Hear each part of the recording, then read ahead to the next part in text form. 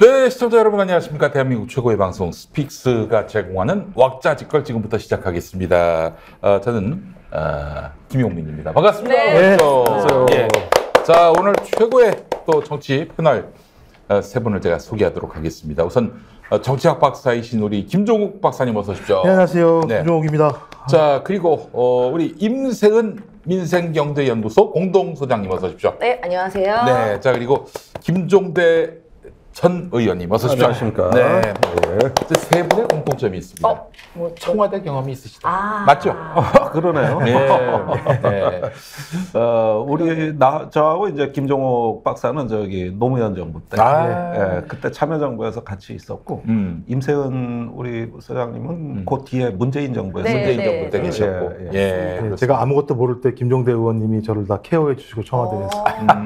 아셨어요? 계셨을 때 두 분이? 알았습니다. 네, 맨날 담배 피러 올라가고 담배 피러? 힘들어 죽겠습니다라고 얘기하면 담배 한 대 펴 이런.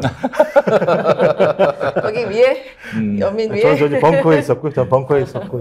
아니 그 얘기는 맞습니까? 노무현 대통령이 그 권양숙 여사님으로부터 담배 피우지 마십시오. 이렇게 맞아요. 엄명을 받으시고 그래서 담배를 구할 수 없어서 네. 비서관한테 담배 좀 있냐? 그러셨다는. 아니, 그건 전 왠지 여러 번 그러셨을 봤죠. 것 같아. 네. 제가 그 인터폰 울릴 때 부속실에 있었어요. 오. 그때 저도 뭐 보고서가 있어서 갔는데, 근데 인터폰으로 들리는 음성이 이렇더라고. 저기 국장 담배 한 개 갖고 들어와. 꼭 갑자기 갖고 들어가면 안 돼. 네. 반드시 뽑아서 라이터하고 같이 갖고 들어가요. 낱개로. 낱개로. 빠치 담배라 그러죠, 옛날에는. 네네네네. 그랬는데 하도 이제 이 담배가 문제가 되고 그래가지고 그때 그 저기 비서동에 네. 그 여민동이라 그러지 않습니까? 네. 원래 담배 자판기가 있었어요. 아, 진짜요? 그런데 최근에 여사님께서 저 담배로 노발대발 하신다는 소문 듣고 총무비서실에서 없애버렸어요. 권양숙 그 여사님이 네. 어차피 매점에서 파는데. 그런데 조금 걸어 나가면 담배 다 팔거든요. 파는데. 근데 하여간 어쩐 일인지 없어졌더라고 담배. 예. 아유, 노 대통령 생각이 납니다. 아유, 뭐 좀 일화가 없으세요? 많죠. 그 저기 특히 탄핵당하셨을 때. 네. 사실 저는 그 처음에 일이 곧해서 죽는 줄 알았어요. 그런데 그 저기 봄에 탄핵을 당하셨단 말이야. 그렇지. 3월에. 네. 2004년. 그 사태가 되니까 이제 관저에만 계시거든요. 그래. 그런데 집무실로 못 나오시고. 그렇죠. 뭐 출입이 안 되니까. 예. 직무 정지. 그래가지는데 일이 줄더라고. 회의가 아무래도 안 나오시니 뭐 당연히. 그래서 나도 광화문에 몰래 가서 촛불 집회도 참석해보고 매일 그냥 비분관계하고 그러는데 일이 줄어서 건 좀 좋아. 월급은 나오고. 그래가지고 어느 날 옥상에 갔더니 벚꽃이 흐드러지게.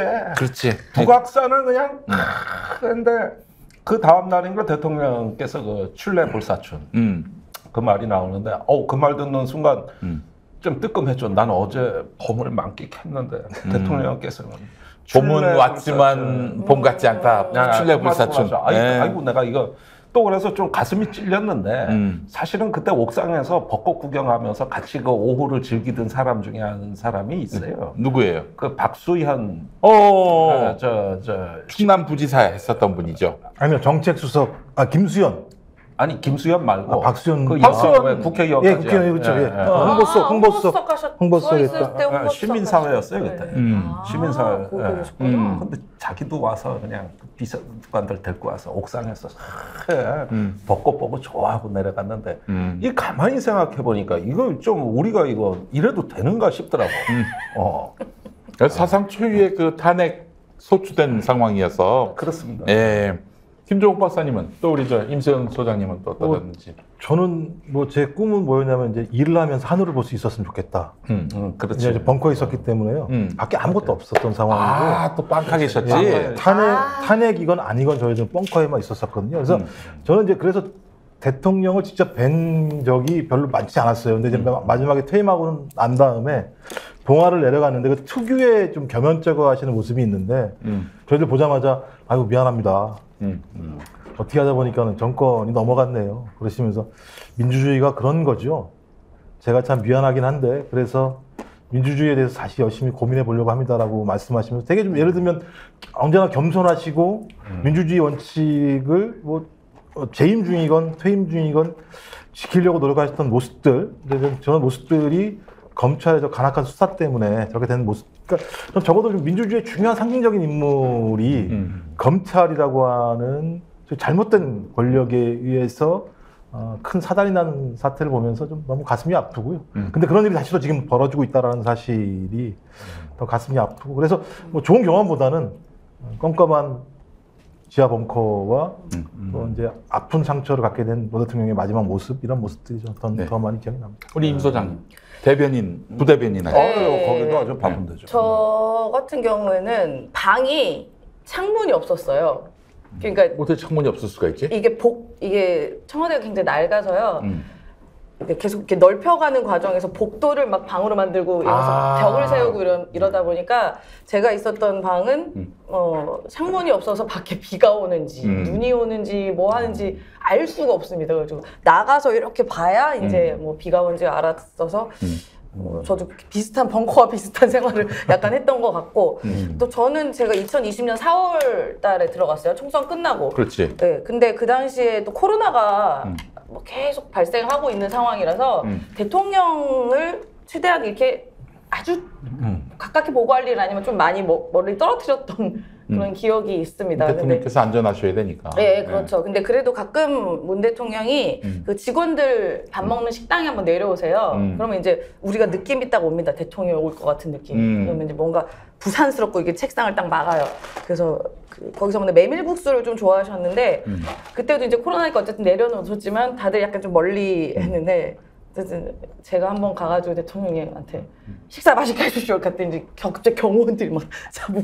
나 부대변인인데 지금 정상인 취급을 받았네. 아니 제가 막 달려갔거든요. 아이고 그러니까 이런 그럼 안 되지. 뭐 그랬던 기억이 있네요. 자, 그 정도? 우리 세 분께 그러면 이거 하나 좀 여쭙고 오늘 본 순서로 들어갈까 하는데 윤석열이가 뭐 무슨 타도가 되든 뭐 임기를 마치는 참 불행한 상황을 우리가 상상하는 게 너무 그렇습니다만은 그렇게 되든 청와대 어떡합니까? 돌아갈 수 있나요? 근데 제 생각에는요, 지금 우리가 벙커 말씀하신 그 벙커 같은 경우는 우리가 있는 직원들도 가본 사람이 몇 명 없어요. 어디 있는지는 대충은 알지만. 그죠? 보안시설일 거 아니에요, 지금도. 그렇지. 근데 지금 저도 얼마 전에 올 초인가 그거 이제 오픈하고 한번 가봤더니 난장판이 돼 있더라고요. 그러니까 우리가 벙커를 가셨어? 아니, 벙커는 그쪽은 이렇게 막아놨는데 하여튼 이제 모든 시설을 우리가 대통령 일하는 곳까지 다 볼 수 있게 해놔서 보안 때문에 이게 될까요? 난 안 될 것 같은 생각이 드는데요. 그거 돈 많이 들이는 시설입니다. 그렇죠. 엄청 돈 많이 들었고 전자파 막 받고. 김대중 대통령 때 그 경호처에 남아 있는 비자금이 좀 있었어요. 그때는 이제 경호처가 그런 자금도 운영됐는데 그때 대통령의 이제 그 해외 순방이나 어디 자연재해 시에 청와대에서 상황 관리를 할 수 있는 시설이 없었다고요. 그래서 지하 빵가를 현대화했거든요. 그게 이후에 엄청나게 중요한 그 시설로 이게 그 나중에 보니까 이 위기관리센터는 국보급입니다. 그 국보급 위기관리센터예요. 그렇죠. 그래서 이걸 통해 가지고 대통령이 상황을 장악할 수 있는 아주 그 좋은 시스템에다가 역대 정부가 계속 투자를 해가지고 현대화를 했거든요. 그 돈이 들어간 게 어마어마해요. 또 시설의 가치도 있고, 그 화생방 시설도 돼 있다고. 들어갈 때 콘크리트 벽에 철문 두께가 뭐 한 7, 80cm 되는 것 같아요. 그러니까 안에다가 36개 재난재해 안보망을 깔아놨고 아주 공 많이 들인 건데 지금 용산의 그 위기관리센터를 아무리 현대화해도 그 수준을 따라갈 수가 없어요.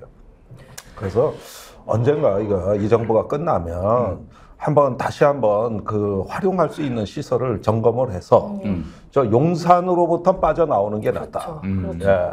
적어도 제가 용산으로 고발당한 사람 아닙니까? 그렇지. 그 주술관 무속의 구판에서는 좀 빠져나오는 게 낫다고 봐요. 네, 박사님 어떻게 보세요? 저는 뭐 용산이건 청와대건 적어도 대통령 개인이 자기의 개인적인 생각으로 그런 공간을 바꾼다는 생각을 갖지 않을 정도의 국민적 토론이 필요하다. 그래서 그런 토론을 통해서 용산에 남던 아니면 청와대로 돌아가건 다시는 앞으로 대통령이 됐다라는 사람이 대통령, 그러니까 국민에게 위임받은 권한을 자기 마음대로 행사하는 일이 없을 정도의 사회적 합의가 좀 되는 게 우선이라는 생각이 들어요. 이전에 문제도 있지만, 예, 전 상관없이 그래서 손을 못 대는 영역, 그러니까 국민들의 절대 다수가 옮기라고 하지 않는 이상은 그 정도의 좀 합의를 하고 난 다음에 뭐 옮기더라도 옮기든지 아니면 용산에 남더라도 남든지 이렇게 하는 게 맞다는 생각이 듭니다. 이전 여부뿐만 아니라 이제 앞으로 이렇게 대통령이 지멋대로 하지 못하게 어떤 국민적 합의를 이뤄내는 것도 중요하다 이 말씀이었어요. 저는 그 이동한 것도요. 뭐 본인은 뭐 국민께 돌려드리겠다라는 핑계를 대지만 저는 국민이 언제 돌려달래? 그리고 언제 달라 그랬어? 아니 그리고 이미 청와대 오픈돼 있었어요. 관광도 많이 오고 하는데 그 집무실 일부만 빼고는. 근데 저는 그 뒤에는 뭔가 비즈니스적인 마인드가 저변에 깔려 있는 게 아닌가라는 요새 생각이 또 더 강하게 들더라고요. 아니, 이전을 하면서 청와대를 뭐 이렇게 내놔서 무슨 일이 있을 수 있을까요? 용산으로 이동하면서 그 이제 업체 같은 것들 그때 막 드러났잖아요. 뭐 코바나 콘텐츠 관련된 업체가 뭐 와서 인테리어 한다고 이런 얘기도 있고 그 과정에서 뭔가 비즈니스 모델을 발견했나? 그런 생각이 그거 다 따져봐야 됩니다. 그 주술적 물속이 개입돼 있는지도 따져봐야 되고, 진짜 그냥 넘어가면 안 돼요. 어떻게 이런 전대미문에 이런 아니 국민적 합의도 없고 그냥 떨렁 몇 달 만에 그렇게 공청회 한 번 없었어요. 공청회 날벼락처럼 떨어졌어요. 3월 14일 날 작년 지금 경호처장 그때 당시에 인수위에 TF 이전 단장하는 김영현이 그 국방부에 찾아와가지고 3월 말까지 비우라고 그랬어요. 거의 대한민국 최고의 군사 지휘 감독하는 국방부를 보통 말입니다. 국방부, 합참, 방위사업청 이런 군 관련 기관이 있잖아요. 이렇게 이사를 다닌다고 방위사업청이 후암동에 있다 과천으로 이사를 갔잖아요. 같은 규모의 부처 이전비의 8배입니다.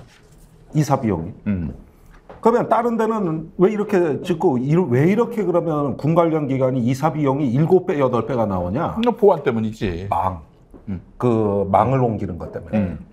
이게 군사망 옮기는 게 실제로 건물 건립비보다 비싼 배보다 배꼽이 높아요. 아니 뭐 인터넷 업자 불러가지고 랜 설치하고 뭐 그런 게 아니잖아요. 아유 전혀 아니에요. 이거 주한미군까지도 연결돼 있기 때문에. 그렇지.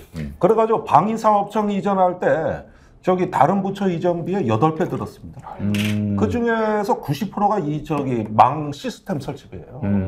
그러니까 세상에 그 방위사업청이 국방부 외청입니다. 그런데 국방부 본부가 그렇게 이동을 했다 그랬는데 이게 상상이나 됩니까? 이건 몇 년 걸친 사업이어야 될 정상인데 그달 말까지 비우라 그랬어요.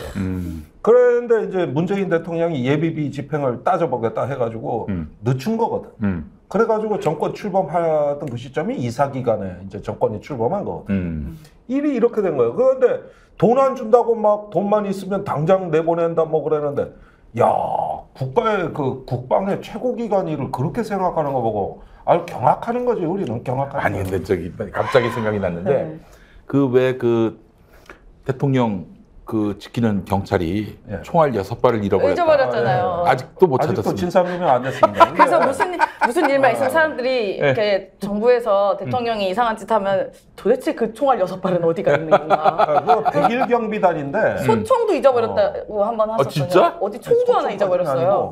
이게 100일 경비단인데 그때 스트레스가 그게 달한 거예요. 이 경호, 경비단 전부 이게 그게 달았다고 그게. 그렇지. 그러다 보니까 뭐 과부하가 걸려가지고 별 희한한 해괴한 일이 터지는 거예요. 야, 진짜 상상 못할 일이죠. 상상 못할 일들이 벌어지고 있습니다. 자, 오늘 그 청문회가 있었습니다. 김행과 유인촌 앞서서 이제 신원식은 있었고, 와 어디서 이런 쓰레기들을 다 모아가지고. 나 좀 어처구니가 없더라고. 그것도 저기 맨날 방송에서 부딪혔던 용해인 김행이 오늘 국회에서 만났는데 그냥 원투펀치로 그냥 난리더라고. 속이 다 시원하더라고요. 어떻게 보셨어요, 그 김 박사님? 아니 저는 이제 그 뭐 봤다기보다는 이런 판이 벌어질 건 뻔했는데 네. 참 윤석열이라는 대통령은 대단한 사람이다. 어떻게 이런 인간들만 다 골라가지고 모아서 줄줄이 비엔나로 추석 기간 동안 국민들한테 보여주는지. 그러니까 대법원장부터 시작해서 뭐 예를 들면 어떻게 저런 사람을 갖다 저는 주변에 저런 사람 만나기가 되게 어려워요, 실제로. 아니 웬만한 사람 다 그래요. 저렇게 살기가 어려워요, 한 사람이. 근데 그런 사람을 대법원장부터 시작해서 국방부 장관, 난 참 전두환 애국자라고 생각하는 또 예를 들면 국방부 장관도 만나야 되죠. 김행은 전 그나마 김행이 신원식이나 유인촌에 비하면 다 나쁘지만 덜 쓰레기일 줄 생각했었거든요. 더 쓰레기인 거예요, 제가. 그러니까 오히려 신원식과 유인촌이 더 돋보이는 이런 측면에서는. 그래서 야 이거 진짜 눈베리겠다. 근데 더 나쁜 인간은 누구냐면 한동훈. 맞습니다. 법무부에서 그 인사 검증하는 거 아니겠습니까? 네. 대통령이 야 인사가 이런 사람 중에 한번 해봐, 알아봐라고 얘기했는데 한동훈은 그거 하나도 체크 못한 거잖아요. 그러면서 국회에 와가지고 그 국회의원들한테 그 난리 지랄을 떨잖아요. 지휘를 못하면서 남한테만 이렇게 비판을 하고. 뭐 한동훈이가 뭐 그 저기 안 된다고 해서 뭐 안 될 것도 아닌 분위기고 그러던데 뭐. 지금도 6기죠, 사실 한동훈 알았을 같은 수도 경우는. 있죠. 아니 인사 검증하는 데 몰랐다는 게 말이 안 되는데. 힘의 논리 아니겠어요? 우리 김 교수님은 그 신원식 거 어떻게 보셨어요? 예, 시중에 최근에 도는 얘기가 그 신원식이 국방장관 오면 김종대가 바빠질 거다. 왜요? 제가 이런 그 시중의 소문을 듣고 있어요. 국방부가 하루도 바람잘 날 없을 것이다. 그렇지. 정치의 중심에 선다. 지금 그래도 저 육사에- 장군 출신 아니에요? 아니 장군 출신을 잘 알죠. 세미나도 많이 해봤고, TV 토론도 같이 해봤고. 그런데 오늘 뉴스를 보니까 육사에서 홍범도 장군 흉상만 철거한 게 아니더만. 또 철거했어요? 아예 김자진, 지창천 전부 해가지고 저기 독립영웅 그 기념실이 있더라고. 네. 그 자체를 없애버린다는 뉴스가 나와 있더라고요. 그래서 이게 오늘도 국회에서 자료 요구를 통해서 밝혀진 사실인데, 이제 그 평소에 가졌던 그 사람은요, 조금 저기 신원식 그 장관 후보자는 이런 특징이 있어요. 어떨 땐 멀쩡해. 상식적이야.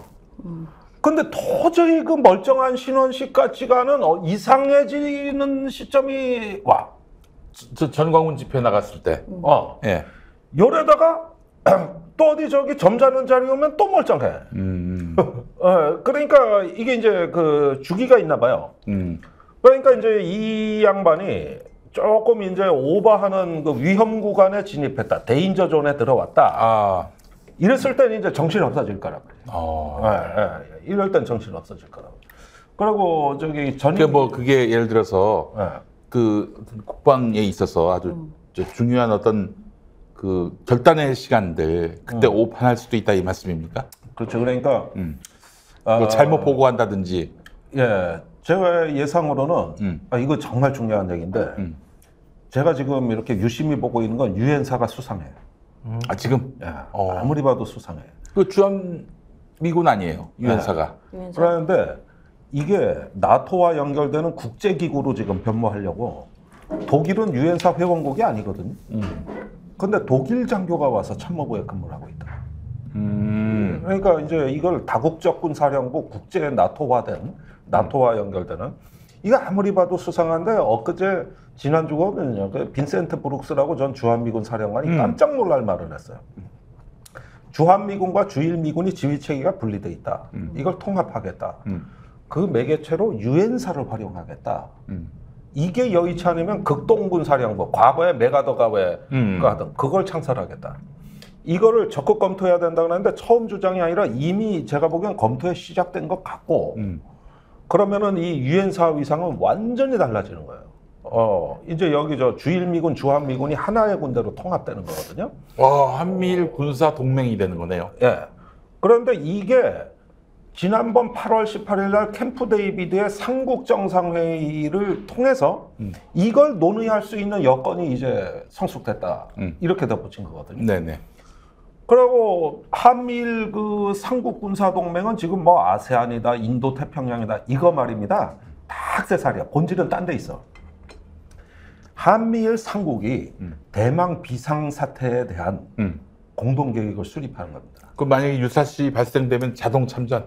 자동 참전까지는 아니라도 뭔가 하면 미국이 계획대로 갈 때 우리 역할이 다 미리 주어져 있는 것이죠. 그러니까 이런 단계가 원래 이 한미일 삼국을 할 때 이게 핵심이었어, 이게. 그걸 위해 유엔사건 뭐건 지금 다 개편이 되는데 나는 이거 속도 빨라질 가능성이 높다고 봐요. 이게 지금 저 신원식 장관의 그 성향으로 봤을 때.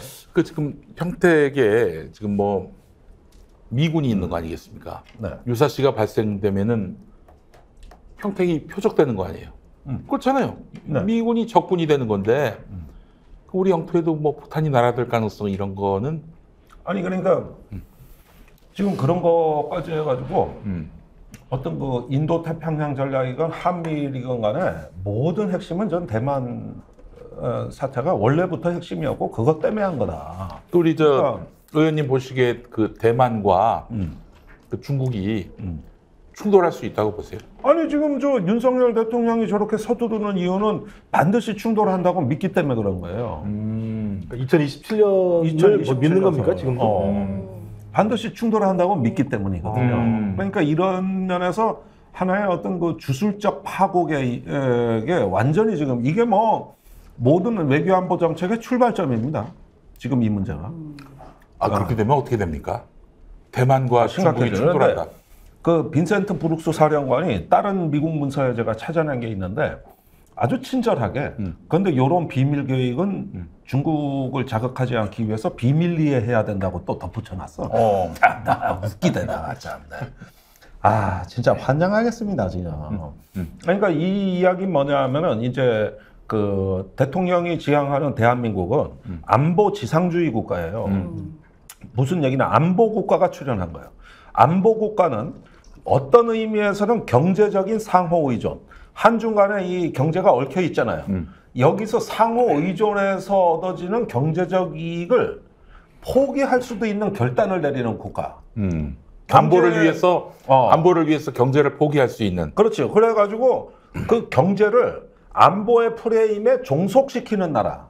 저는 이걸 안보 국가로 정해야 합니다. 그리고 안보 지상주의라고 얘기를 하는데 이거는 필연적으로 그 감시 국가, 통제 국가하고 같이 가는 굉장히 어떤 시민의 자유와 민주주의를 제한하는 것하고 불가분의 관련이 있다. 그렇게 되니까 한편으로는 안보 지상주의, 또 한쪽으로는 극우 통치. 이 두 가지가 대한민국 정치의 어떤 집권의 어떤 정체성을 결정하는 두 개가 되는데 이 한미일이 뭉칠 때 한국이 지금 제일 앞장섰어요. 그러면서 이게 마치 중세식 십자군 전쟁하는 기사도 집단 같은 걸 만들어 놨다고. 그래서 한국의 기사도 정신은 두 개라는 거예요. 극우 통치와 안보 지상주의. 여기에서 이 두 가지가 모든 정책의 상위에 우선으로 올라가고 네. 나머지를 종속시키는 거죠. 이 구조로 이제 짜여진다 이거죠. 잘못하면 돈키호테가 될 수 있어요. 우리가 그렇죠. 앞으로 막 나가서 싸웠는데 적이 없어 나중에.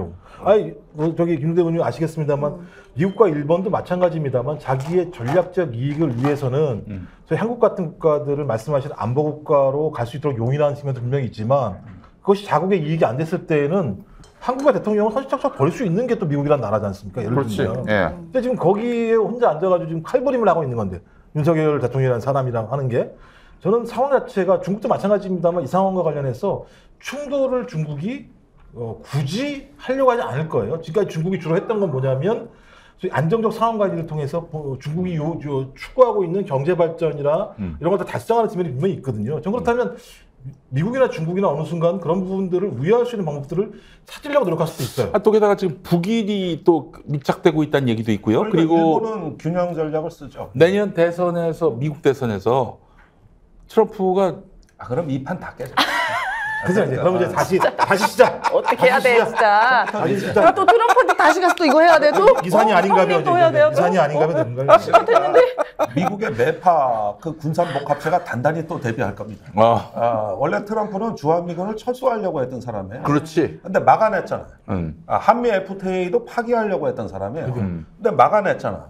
그게 맥마스터 그 당시에 백악관 안보보좌관과 그 국방부가 주도해가지고 대통령한테 어느 날 작성하라고 지시받고 보고서 올리려다가 저기 뭐 좀 확인해서 정보 보고서 올리기로 했다. 이거 올렸다가는 트럼프가 미친 짓 한다고 빼돌렸다는 거 아니야. 보고서를 맹마시다가 대통령한테 보고하면 저 대통령 미쳤다 지금. 그래가지고 안에서 별일이 다 벌어졌어요.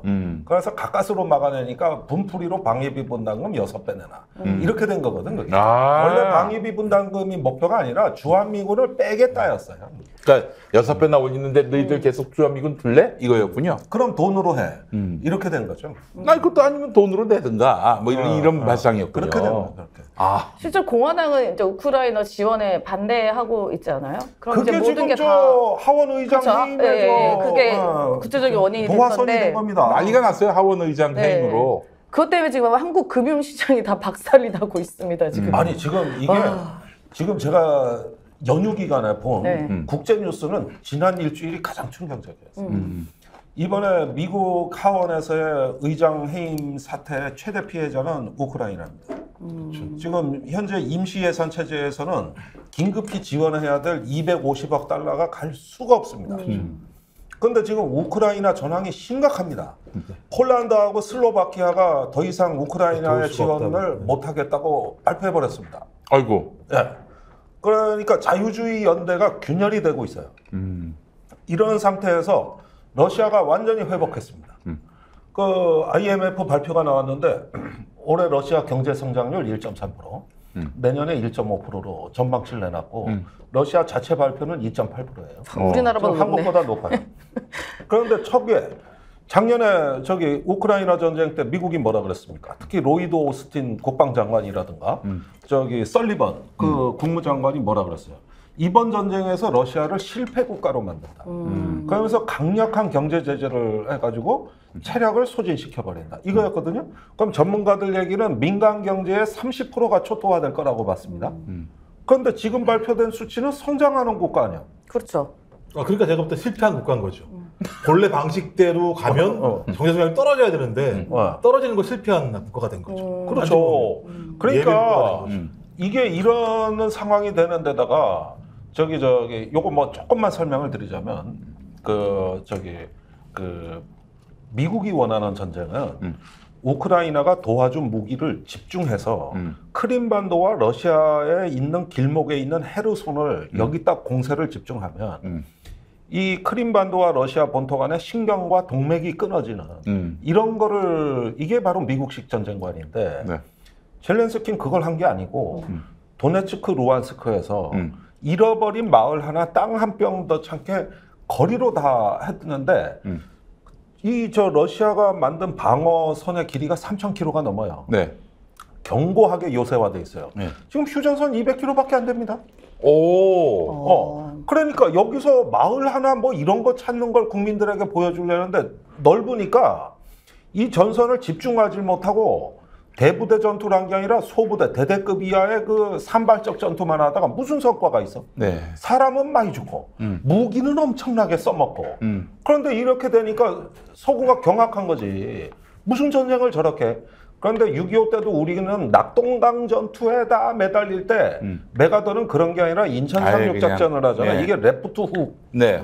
걸프전도 왜 이라크군이 저기 바그다드가 아니라 저 쿠웨이트에서 동쪽 해안을 지키려고 하는데 거기는 깔짝깔짝만 하고 서쪽에서 들어와서 쳐버렸다. 그렇지. 그래서 주로 레프트 훅이에요. 네. 저 헤르손도 레프트 훅. 이런 게 미국식 전쟁관인데 젤렌스키가 말을 안 듣는 거예요. 그러다 보니까 전략이 균열이 가가지고 이런 식으로 가면은 지금 추가 사상자가 올해 안에 20만 명이 더 나올 걸로 예상이 돼요. 그 지금 윤석열은 뭐 하고 있어요 지금? 그 우크라이나 가서 그 지원하고 있어요. 돈 주고 왔지. 지원하고 있죠. 돈 주고 지금 그러니까 이게 예산 팍팍 써가면서 이렇게 되는 데다가 지금 미국은 정치 경제가 엉망이 됐는데 그 피해자는 우크라이나가 된다. 그리고 자유주의 국가들이 이탈이 시작됐다. 그다음에 러시아가 회복했다. 이게 지난 일주일간 나온 뉴스입니다.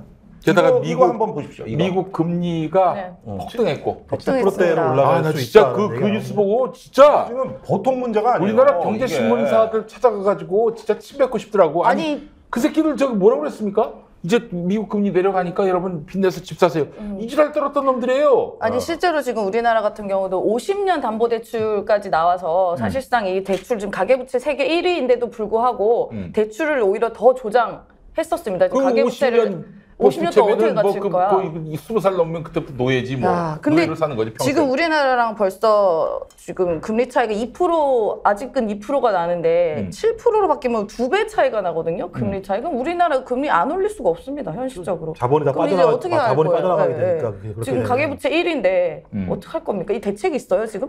지금 뭐 이념 논쟁 타령할 때가 아닙니다. 지금 맨날. 그러니까 제일 큰 문제가 이제 그렇게 되면 올라가게 되면 이제 일단 자영업자가 1차적으로 대출 금리가 그렇죠. 올라가게 되니까 부실이 발생하겠죠. 그러니까 제3 금융권 부실되고 PF 같은 경우도 부실이 많으니까 그렇죠.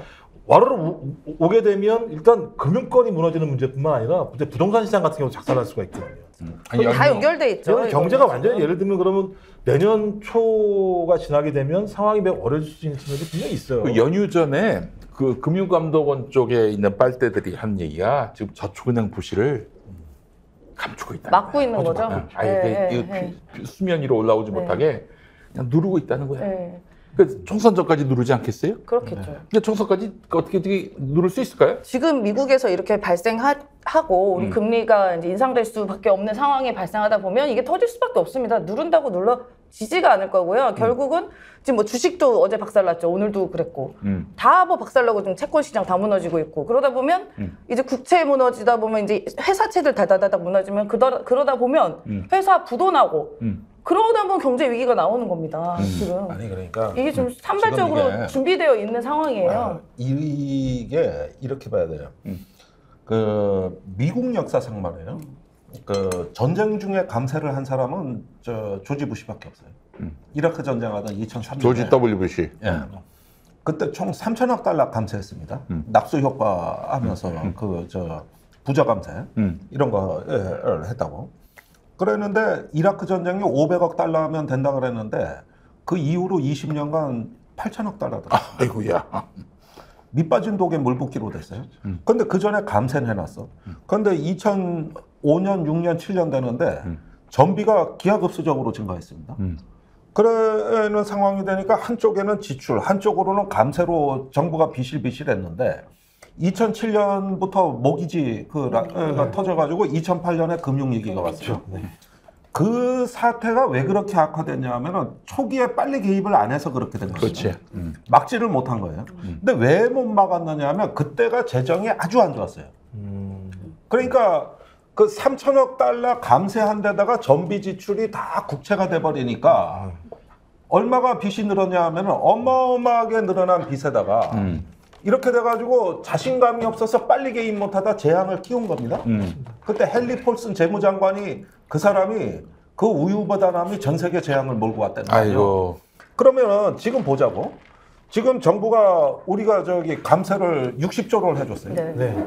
60조를 해준 상태에서 낙수 효과를 한다 그러는데 그 뒤에 닥친 상황이 전쟁 상황하고 비슷해. 예.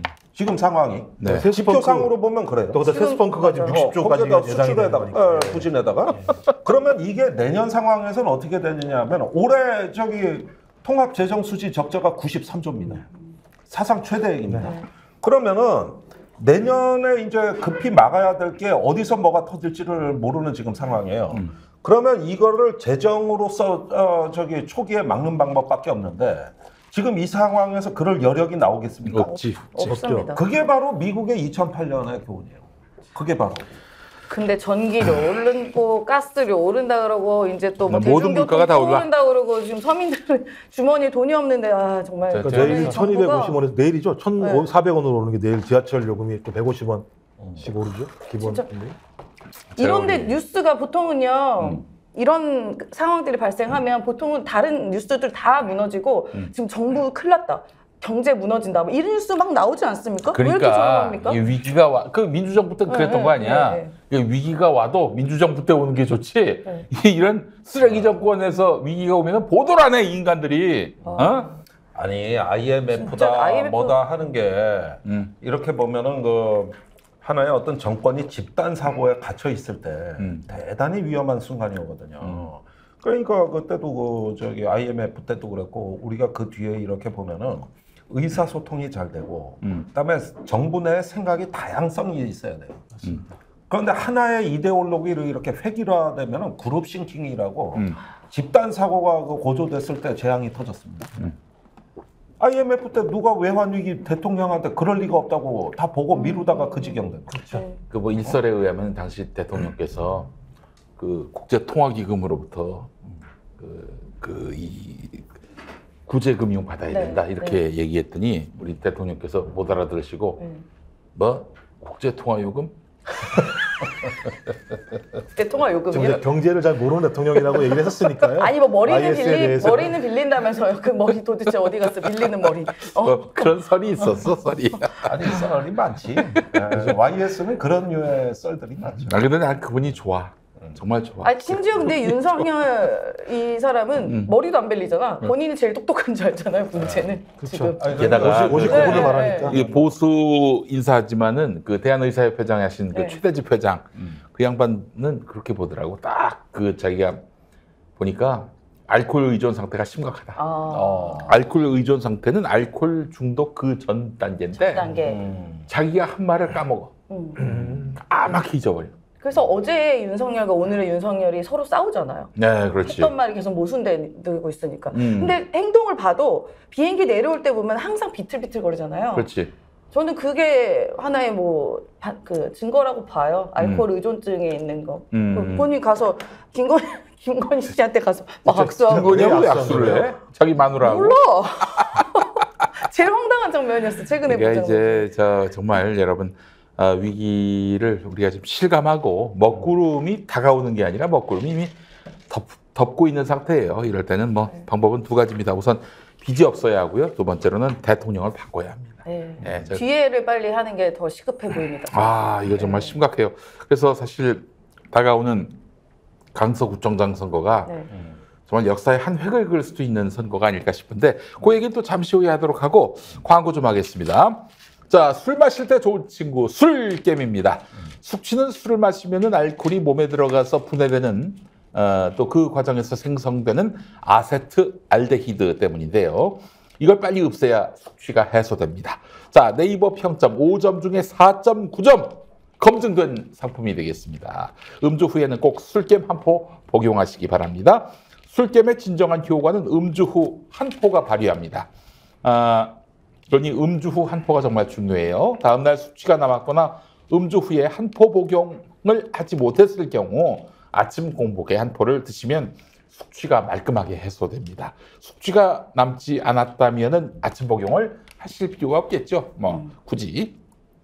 자, 음주 후 꼭 한 포를 섭취하시고요. 음주 중간에 드시거나 하셔도 좋습니다만은 그 후에 드셔야 그날 먹은 술이 해독됩니다. 중간에 먹으면은 앞에 먹었던 것들이 싹 리셋이 되기 때문에 계속 마시게 됩니다.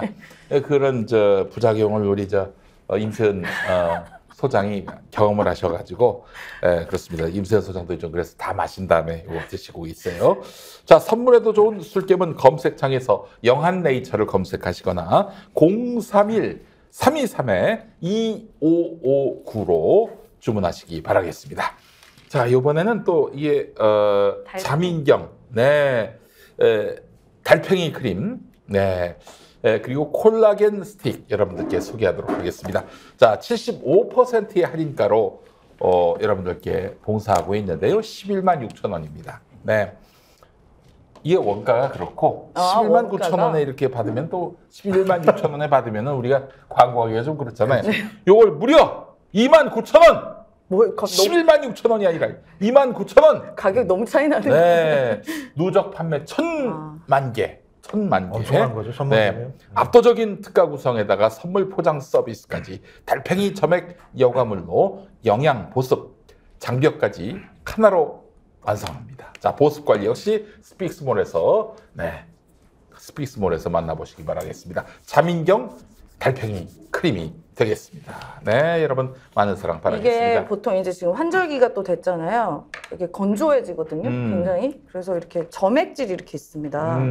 저는 이걸 써봤어요. 네. 그래서 막 목 같은 데도 막 바르면 이렇게 막 주름도 좀 개선되는 것 같고. 목주름은 지워야 돼.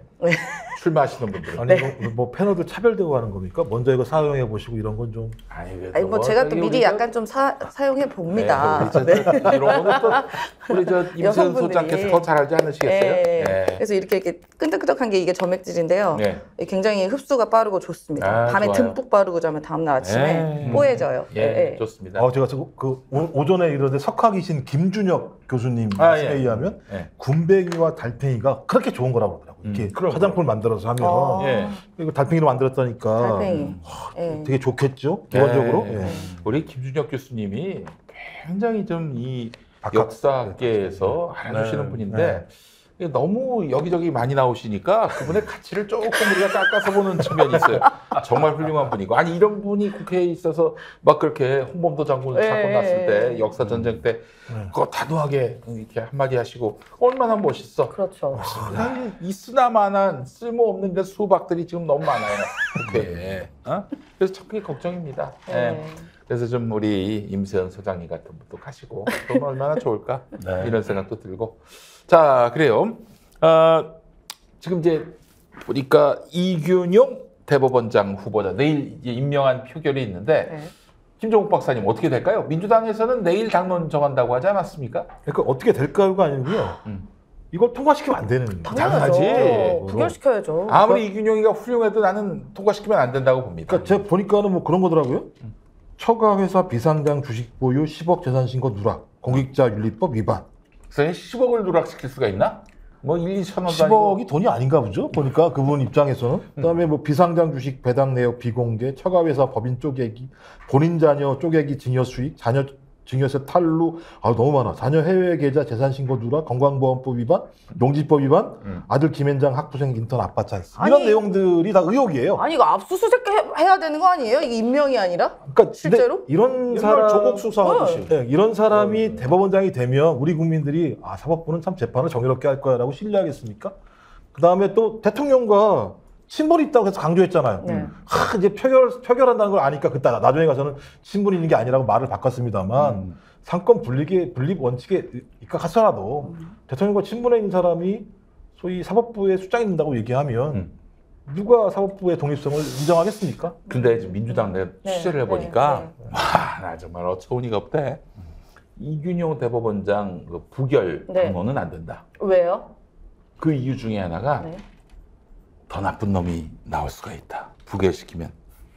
아니 그거 벌어지지도 않은 일 가지고 걱정을 해요. 말도 안 되는 얘기를 하겠어. 또 그 얘기는 또 뭐냐면은 이렇게 좀 이렇게 그 굉장히 기스가 많이 나는 사람, 스크래치가 많은 사람을 시켜주면은 잘하지 않겠냐 우리한테. 이런 나이브함. 아니 범죄자 수준 아닙니까? 범죄자 수준 있는 사람을 어떻게 이럴 수가 있죠? 근데 그 인간들이 뭔가 좀 착각하고 있는 게 뭐냐면은 국회한테 잘 보이는 게 아니라 윤석열한테 잘 보일 가능성이 더 크지 않을까? 그러니까 지금 민주당 안에 이런 썩어 빠진 수박놈들이 너무 많아요. 이런 사고를 할 수가 있어? 아니 지금 사실 장관 후보자들 뭐 제가 이렇게 함량 미달이란 말도 저는 이건 되게 고급진 표현이에요. 함량에 대한 함량 미달이 아니라 이건 거의 이제 범죄자 수준, 압수수색 당해야 되는 수준의 이런 보십시오. 뭐 신원식 이분 뭐 이거밖에 생각 안 나. 붕자자 붕자? 그거밖에 생각 안 나요. 아니 그 앞권은 저거야. 12.12 쿠데타가 뭐 나라를 구하려고. 아니 쿠데타를 그렇게 얘기하면은 윤석열 정권에 대해서는 나라 구하는 쿠데타 해도 되는 거 아니에요? 그러니까요. 아니 그런데 우리가 장관 후보자는 국회에서 어쨌든 청문회 말고는 할 수 있는 방법이 없잖아. 대통령 임명하면 끝이니까. 그런데 대법원장은 국회에서 부결하면 안 되잖아요. 그러면은 야당의 힘을 보여줘야지 이때. 대통령은 자기 권한 지 맘대로 다 하는데 그것도 과하게 말도 안 되게. 그러면 어떻게 야당이 이렇게 가만히 속수무책으로 당하고만 있습니까? 그러니까 여당이든 대통령실이든 야당 안 무서워하니까 저렇게 막 지르고 다니고 있는 거 아니에요. 어처구니가 없습니다. 자, 이런 민주당 내 그 분위기 어떻게 들으셨습니까? 저는 예를 들면 만약에 지금 김영희 목사님이 말씀하신 내용 자체가 진짜로 흘러나온 내용이 사실이라고 말하면 아니 벌어지지 않을 일을 갖다가 미리 땡겨와서 지금 고민하는 거잖아요. 더 나쁜 놈이 될지도 몰라.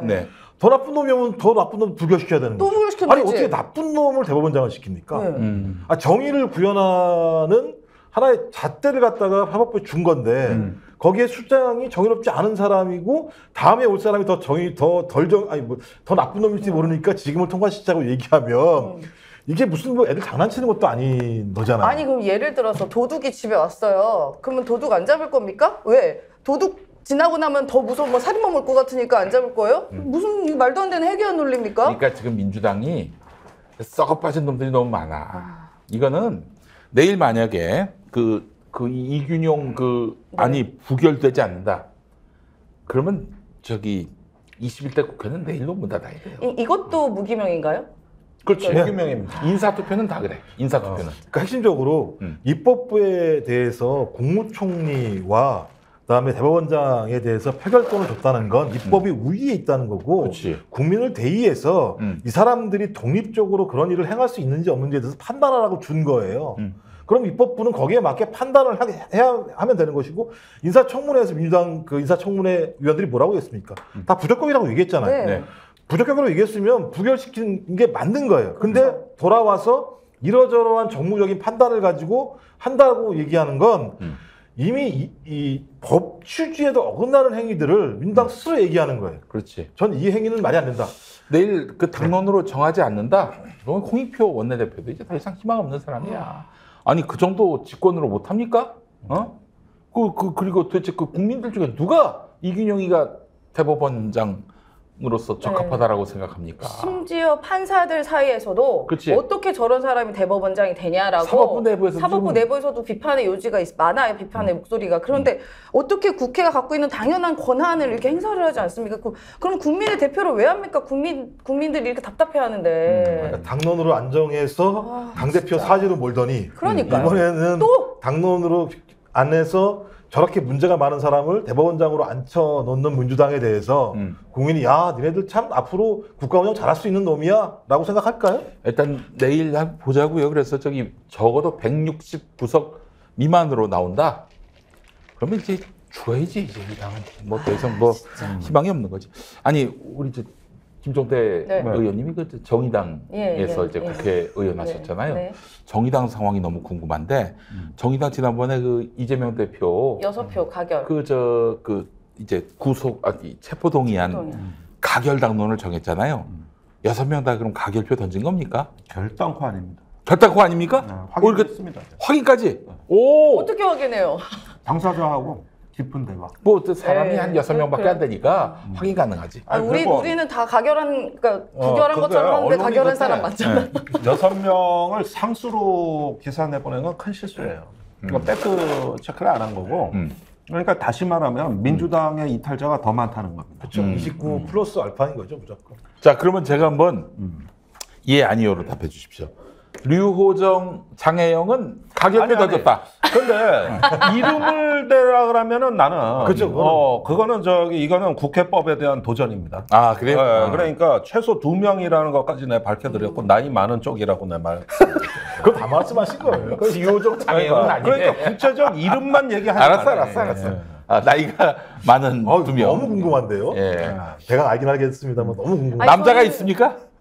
이러면 다 나오는 것 남자가 같은데. 있다, 남자가 있어. 남자가 있다고 했어. 예. 아니 저는 모르겠어요. 그냥 제가 뭐 남의 당에 대해서 이렇게 평가하는 게 어떻게 보면 남자 신뢰될 한 수도 명밖에 있겠지만 정의당은 맨날 민주당 뭐라 하니까 심지어 지금 아까 방금 차 지나갔잖아요. 강서구청장 차. 보니 정의당이 구호가 뭐냐면 뭐 친명도 아니고 무슨 친윤도 아니고 나는 주민이다. 그 얘기를 굳이 왜 씁니까? 그러니까 남의 당 비판하고 있는 거잖아요. 저기 정의당도. 근데 좋은 말씀하셨는데 그 정의당의 그 어떤 스탠스 오늘 우리는 민주당이나 국민의힘과는 다른 제3의 세력으로서 그 정체성을 가지고 있다. 이 전략은 좋다고 보세요? 그런데 이걸 좀 봐야 되는데 그 전략은 이 민주개혁 세력을 통합할 수 있는 민주당의 리더십이 한 번도 제대로 발휘된 적이 없다. 그 점은. 그러니까 원래 우리가 그 과거에 학생운동할 때부터 이 독재 정권 시절을 쭉 하고 하면은 우리도 비판적 지지를 했죠 당시에. 그렇죠, 네. 그지만은 항상 그럴 때 어떤 문호를 열어주고 야당이 어떤 자기의 그 정통성을 지켜오면서 끊임없이 스스로를 신진대사를 그 외부로부터 받아가면서 예. 이렇게 쭉 해온 오랜 리더십이 있는 거거든요. 근데 어느 날부터인가 이게 다 사라졌다고. 그러니까 굳이 정의당이 아니라 다른 진보 정당이 나온다 해도 앞으로는 분열될 가능성이 매우 큽니다. 그건 왜 그러냐? 우선 민주당이 항상 국민의힘에 한 끗이라도 밀릴까봐 지금 다른 리더십을 발휘할 여유가 없어요.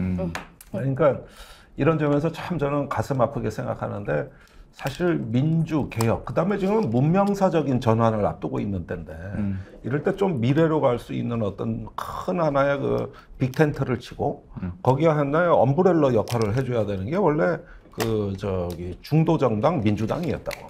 그리고 스펙트럼을 다양하게 가져가는. 그렇게 해서 그나마 숨 쉴 구멍은 있었죠.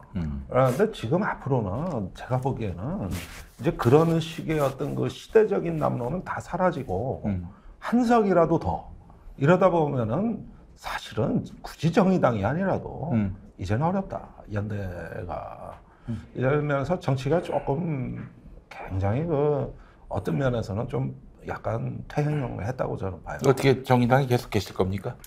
아니 그런데 우선 정의당 자체가 이제 단일 실체가 아니고 그렇죠. 탈당한 사람이 있고 남아 있는 사람도 세 갈래 네 갈래로 돼 있고 어디를 정의당이냐고 얘기하면은 저는 우선 제가 아는 정의당은 없어요.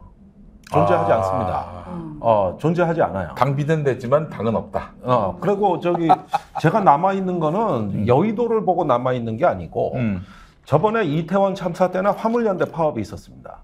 그런데 제가 현장에 다녀보면 그래도 아직까지 큰 당은 인사만 하고 가지만 밤새 같이 농성하는 사람은 아직도 진보정당 당원들이에요. 주로. 그러니까 그분들은 뭐 여의도가 어떻게 돌아가는지 뉴스도 잘 몰라. 그다음에 과거에 그 민노당 만들 때부터 한 평생을 바친 사람들이 있어요.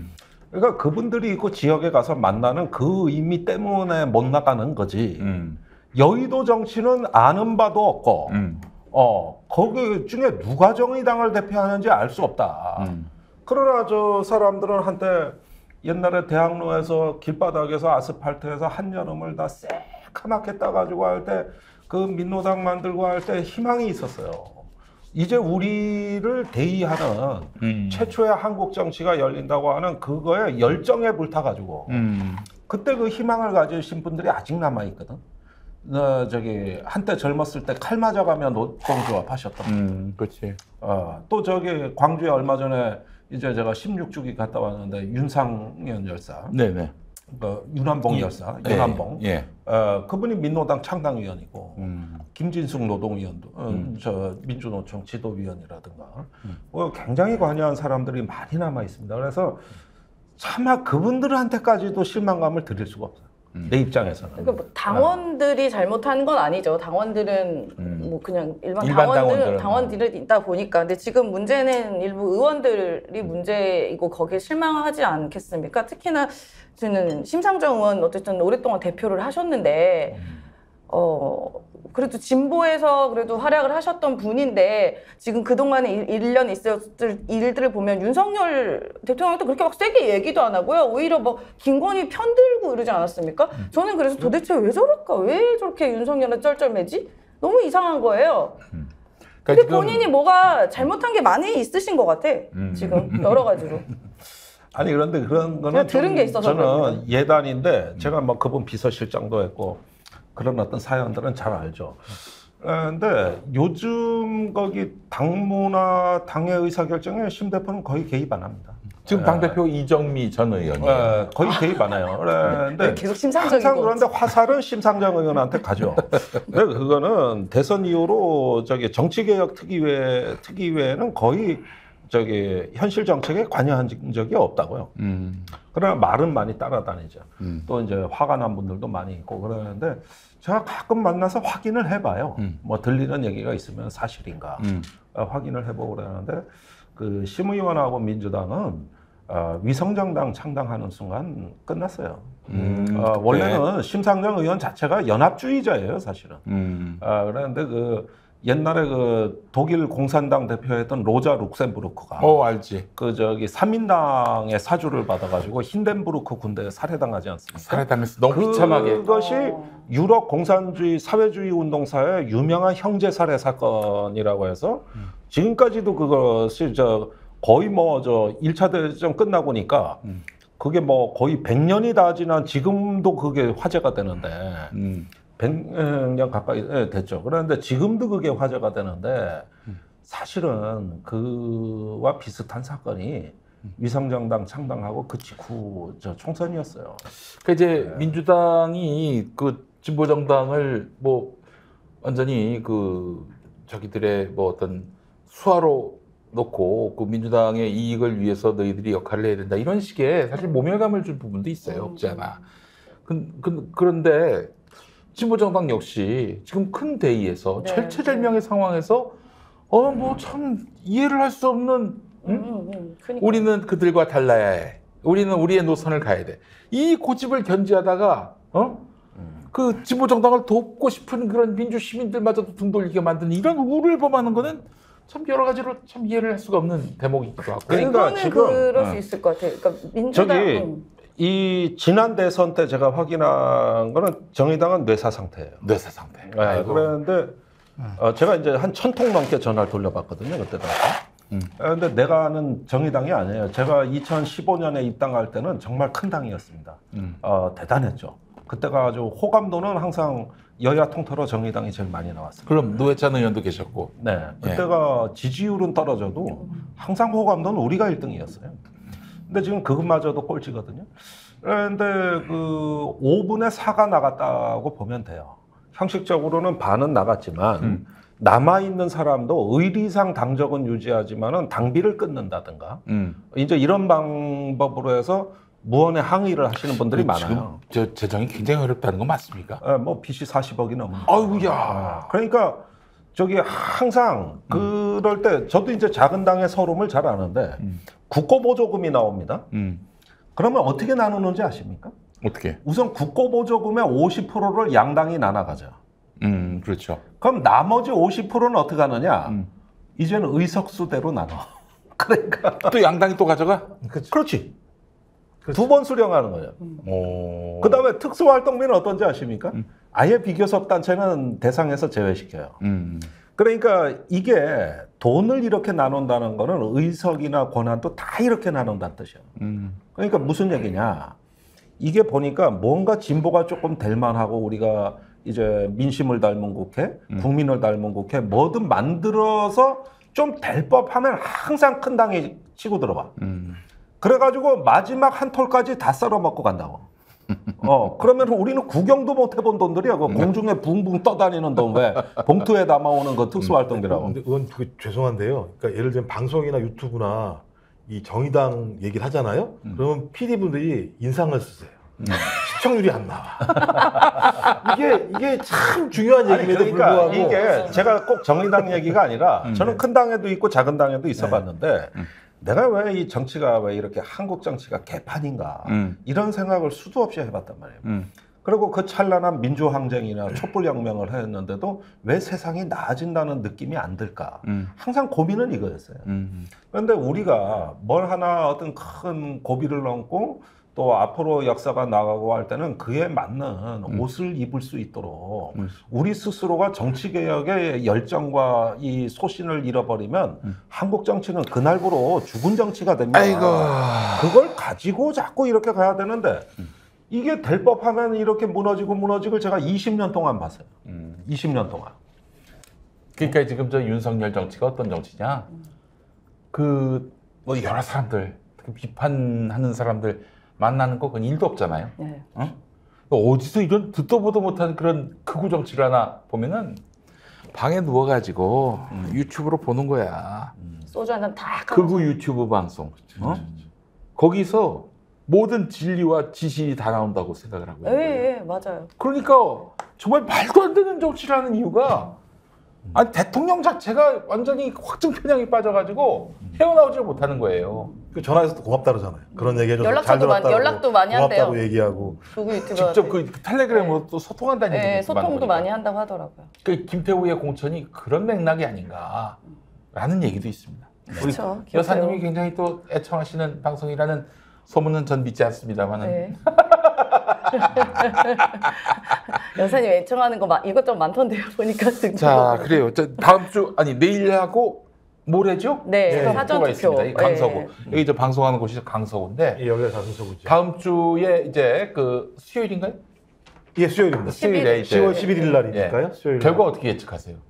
저는 최소 10%. 10%. 그러니까 왜냐하면 지금 홍익표 원내대표가 15% 정도 이기면은 승리라고 얘기할 수 있다고 말을 한 건데 이기는 정도가 아니라 15% 이상. 아까 그런 얘기 했거든요.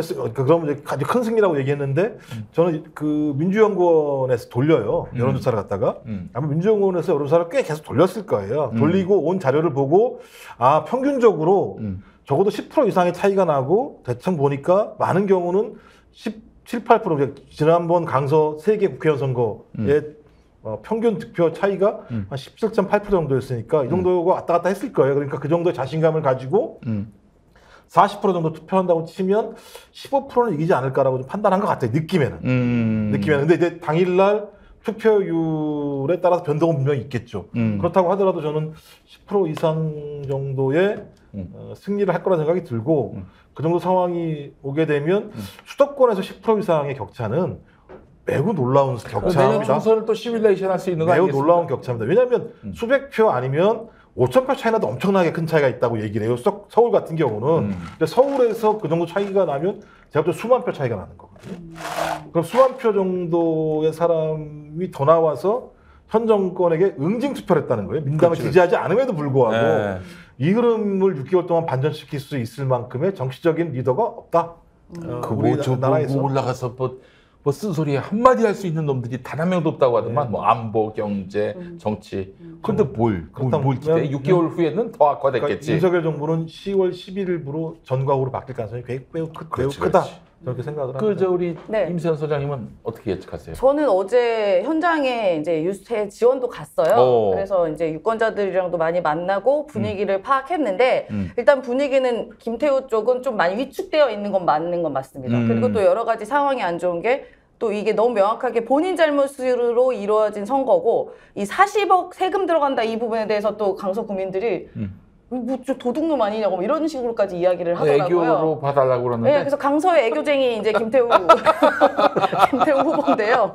그 애교는 집에서나 부리고 우리 구민들은 그 애교 받을 마음이 없었습니다. 얼마나 팍팍한데. 네, 그리고 뭐 저는 수치까지는 제가 얘기하기는 조금 그렇고 물론 그래도 낮은 자세로 더 겸손하게 끝까지 이제 선거를 임해야 될 것인데요. 일단 구민들은 아마도 이렇게 안 하려고 했던 분들도 오히려 이제 응징 투표로 나오려는 것도 많고 특히나 저는 김태우 이 후보가 지금 나오는 김행 후보라던가 신원식 후보 뺨 때리고 싶을 것 같아요.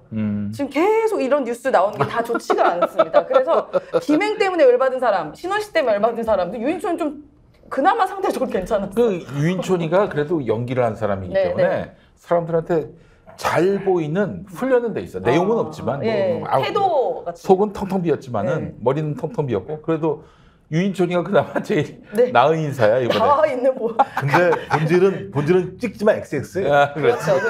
본질은 찍지마 XX이기 때문에 나이가 드셔도 잘 안 변합니다. 그런 예를 들면 본인의 인성 이런 건 잘 안 변하시기 때문에 속지 말자 유인촌 이런 말씀 좀 드리고 싶습니다. 유인촌 사람들이 유인촌의 인격에 반하겠어요. 자, 우리 그 김종대 의원님은 어떻게 보세요? 이번 강서구. 아니 저도 비슷하게 하기 때문에 추가로 분석을 덧붙일 거는 없는데 사실은 모처럼 민주당의 활기가 도는구나. 이게 얼마만이냐. 그런 면에서 역시 정치는 생물이구나 하는 걸 내 실감을 하고 있고 이 정도 활기는 이걸 민주당이 이제라도 이제는 수박이다 뭐다 이래가지고 지금까지 했는데 진짜 어떤 새로운 리더십을 강화하는 어떤 계기로 좀 활용을 해가지고 내년 총선까지 진군 앞으로 이렇게 할 수 있는 제대로 된 대우를 요번에 이기는 승리를 바탕으로 해가지고 좀 분발하시길 바라고. 너무 이제 제가 이번에 6일간 이제 쉬면서 좀 나름 무건수행을 해보니까 깨달음이 좀 몇 가지 생겼는데 그 중에 한 가지는 이거였어요.